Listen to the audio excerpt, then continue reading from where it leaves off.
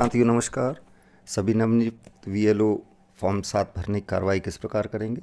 Form 7 अर्थात किसी मतदाता का नाम मतदाता सूची से हटाने की कार्रवाई करना। साथियों, आपको यह कार्रवाई करने से पहले उसकी बहुत अच्छे तरीके से जांच करना है। मृत्यु की दशा में मृत्यु प्रमाण पत्र प्राप्त करना है। एब्सेंट शिफ्टेड की दशा में एक पंचनामा तैयार करना है और ईआरओ महोदय द्वारा दिए गए नोटिसों को तामील कराना और उनकी सुनवाई करना। यह प्रक्रिया आपको 7 नंबर के फॉर्म के समय में आवश्यक रूप से करना है। आइए बीएलओ ऐप में आप उसकी किस प्रकार एंट्री करेंगे ये जानेंगे। बीएलओ ऐप में जब आप एंटर करेंगे तो फॉर्म्स जो ऑप्शन है आप फॉर्म्स में एंटर करेंगे। फॉर्म्स में एंटर करने के बाद में आप देखेंगे कि 5वें नंबर पर एक ऑप्शन है deletion objection and electoral roll. हम इस ऑप्शन में एंटर करेंगे तो कुछ इस तरीके से पेज आएगा। सबसे ऊपर ही है देखिए आपकी required documents in case of death इलेक्टर death certificate. यदि विशेष परिस्थितियों में मृत्यु प्रमाण पत्र उपलब्ध नहीं है तो वहाँ पर भी आपको पंचनामा तो बनाना ही होगा। यहाँ पर दो परिस्थिति हैं। Enter applicants epic number. आप देखेंगे कि आवेदक चूंकि यदि जैसे किसी मतदाता की मृत्यु हो गई है तो उस परिस्थिति में उसको स्वयं को हम आवेदक नहीं बना सकते हैं। उसके परिवार का किसी सदस्य को आवेदक के रूप में हमें उसमें रखना होगा, उसकी जानकारी फीड करना होगी। और इसके अतिरिक्त जो अन्य दशा है कि शिफ्टेड है तो उस दशा में वह व्यक्ति स्वयं अपना आवेदक बन सकता है और अपना नाम यहाँ से हटवाने की कार्रवाई कर सकता है। मृत्यु वाली स्थिति के लिए यदि हम जाएं तो आवेदक के रूप में हमने उसके परिवार का कोई भी एक सदस्य जिसे हम आवेदक बनाएंगे उस व्यक्ति का एपिक कार्ड हम सबसे पहले डालेंगे। मैं आपको पुनः बता दूं कि मृत्यु वाली दशा में उसके परिवार के सदस्य का एपिक नंबर हम पहले डालेंगे, एप्लीकेंट अर्थात उसके परिवार का सदस्य।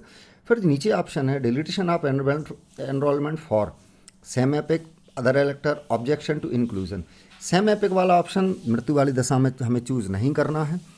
जो अन्य कारण है नाम हटाने के, उन कारण में हम सेम एपिक यानी कि व्यक्ति खुद ही आवेदक है और खुद के ही नाम हटवाने की कार्रवाई कर रहा है तो सेम एपिक का ऑप्शन को चूज़ करेंगे। दूसरे मतदाता को हटवाने की कार्रवाई कर रहा है तो अदर इलेक्टर करेंगे। यदि किसी बेटी की शादी हो गई है और वह स्वयं उपलब्ध नहीं है तो उसके पिता के द्वारा भी हम इस प्रकार कार्रवाई कर सकते हैं कि पिता आवेदक बनेगा और उसकी जो बेटी है उसका एपिक नंबर हम यहाँ पर नीचे फीड करेंगे और अदर इलेक्टर वाला ऑप्शन हम सेलेक्ट करेंगे। ऑब्जेक्शन टू इंक्लूजन ये एक अन्य विकल्प है कि किसी अन्य मतदाता के नाम को जोड़ने पर आपने कोई आपत्ति करना है तो इस विकल्प का उपयोग करके आप उस मतदाता के नाम पर आप ऑब्जेक्शन भी लगा सकते हैं। यहाँ पर हम देखेंगे कि हमने एक व्यक्ति का एपिक नंबर आवेदक के रूप में हमने फीड किया। अब एपिक नंबर दूसरा व्यक्ति जिसका नाम हटाना है उसको हम सर्च बाय एपिक नंबर भी कर सकते हैं, नेम भी कर सकते हैं। बेहतर होगा कि यदि हम उस व्यक्ति का एपिक नंबर लें तो उस एपिक नंबर से हमें ज़्यादा सहूलियत रहेगी। इस प्रकार हम उनका एपिक नंबर फीड करेंगे। सेलेक्ट रिकॉर्ड, जब हम सेलेक्ट रिकॉर्ड पर एंट्री करेंगे तो इस तरीके से हमारे सामने दो नाम आएंगे। एक देखेंगे आप एप्लीकेंट और ऑब्जेक्टी। तो हम यहाँ पर चेक कर लेंगे कि हमने जिस मतदाता का एप्लीकेंट बनाया है उसका नाम सही आया है। यदि सही है तो हम यहाँ पर उसे चेक लगा देंगे। फिर आप साइड में आएंगे, ऑब्जेक्टी जिसका नाम कटना है वो ऑब्जेक्टी होगा। ऑब्जेक्टी का भी यदि सही आया तो हम उस पर भी एक चेक लगा देंगे। फिर उसके बाद हम नीचे आएंगे नेक्स्ट। जब हम नेक्स्ट की कार्रवाई करेंगे तो इस तरीके से हमारा फॉर्म का पेज ओपन होगा। इस पेज पे हमें कुछ नहीं लिखना है, सेव एंड नेक्स्ट करेंगे। मोबाइल नंबर परिवार के किसी भी सदस्य का हम मोबाइल नंबर फीड करेंगे। मोबाइल नंबर फीड करने के पश्चात हम इस फॉर्म को आगे सेव एंड नेक्स्ट करेंगे। फिर एक ऑप्शन है option of application objection. I request to delete name of the person mentioned below already included in the current roll due to any one of the following reason. कि जो मैं एक objection दर्ज कराना चाहता हूँ और इस नाम को कटवाना चाहता हूँ ऐसे व्यक्ति का जो पहले से ई रोल में है इन निम्नलिखित में इस कारण से। एक, death, under as, absent, permanent shifted, already enrolled, not Indian citizens.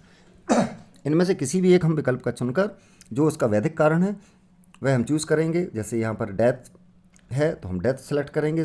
उसकी बेटी यदि शिफ्टेड हो गई है, एब्सेंट है, परमानेंट है, उसके परिवार का कोई सदस्य शिफ्टेड है तो इस प्रकार हम उसको भी हम यहाँ पर चूज़ कर सकते हैं।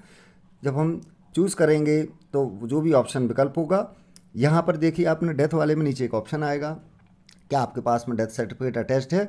यस है तो यस करेंगे और नीचे उसका हम फाइल अपलोड करेंगे। नहीं की दशा में नो के साथ भी हम आगे बढ़ सकते हैं।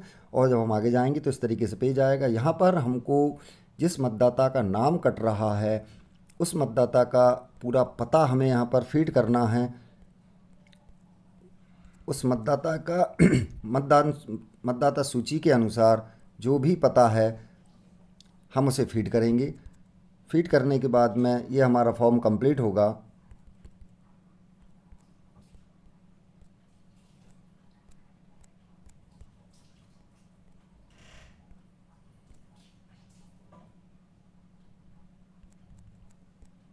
इस प्रकार आप देखेंगे हमने पिन कोड फीड किया।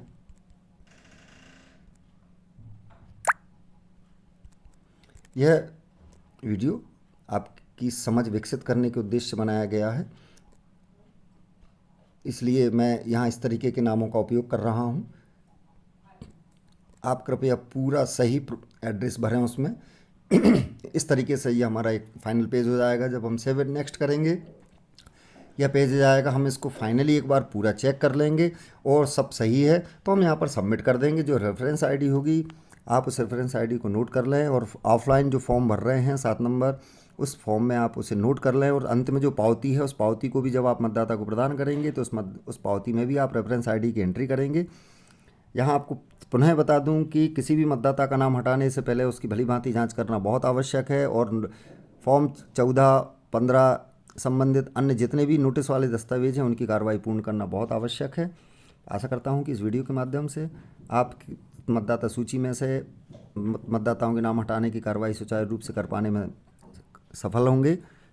यदि आपको वीडियो अच्छा लगा तो कृपया लाइक करें, शेयर करें एंड सब्सक्राइब करें। धन्यवाद।